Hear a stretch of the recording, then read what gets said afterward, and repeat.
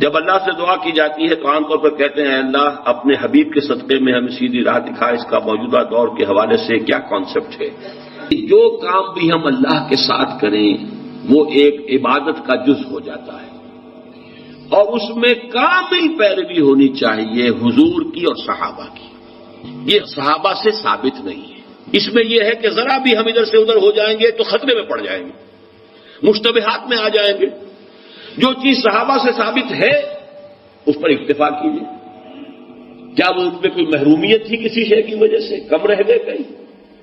اصل میں ہم ان چیزوں میں جو کوئی بڑھاتے چلے جاتے ہیں اس سے پھر گمراہی کے، اگر شروع میں وہ گمراہی نہیں بھی ہوتی تو گمراہی کا احتمال اور گمراہی کا امکان ہو جاتا ہے.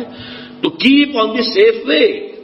اور سیف وے یہ ہے کہ جو بھی چیز دعا کے ضمن میں جو بھی دعائیں صحابہ کرتے تھے جس طور سے کرتے تھے، حضور کو میں نے یہاں پہ حضور کے ساتھ صحابہ کو ایڈ کر لیا ہے، کیونکہ یہاں تو حضور کو کہنا کہ حضور کے صدقے حضور کے واسطے یہ اے اللہ ہمارا یہ کر دے، تو یہ تو گویا کہ اگر ایسی بات صحیح ہوتی تو صحابہ کرتے.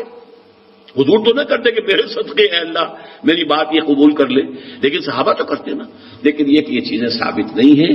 بس یہ دلیل میرے نزدیک اصل ہے. اب آپ اس پر عقلی دلیل لائیں نقلی دلیل لائیں، اس کا کوئی فائدہ نہیں. پہلے اصول طے کروا لیجئے. ما انا علیہ واصحابی، دین وہ ہے جو حضور کے طرز عمل سے اور حضور کے صحابہ کے طرز عمل سے ثابت ہو جائے. اس اصول کو جتنا پختہ کر لیں گے پھر اس کے حوالے سے بھائی لاؤ ثبوت لاؤ، بس ٹھیک ہے. آگے کی بات، کسی بزرگ کی بات، کسی صوفی کی بات، کسی ولی کی بات، کوئی شے دلیل نہیں ہے دین میں. کسی دلیل کسی دینی بات کی مزید وضاحت کے لیے کوئی شے ہو یا سائنس کی بات ہو، اس کا کوئی حدیث سے ثابت ہونا ضروری نہیں ہے. حضور سائنس پڑھانے نہیں آئے تھے. وہ فلسفے کا مسئلہ ہو، دین کی بات، عقیدے کی بات، عبادت کی بات، اور دعا جو ہے وہ خل عبادت ہے، عبادت کا جوہر ہے.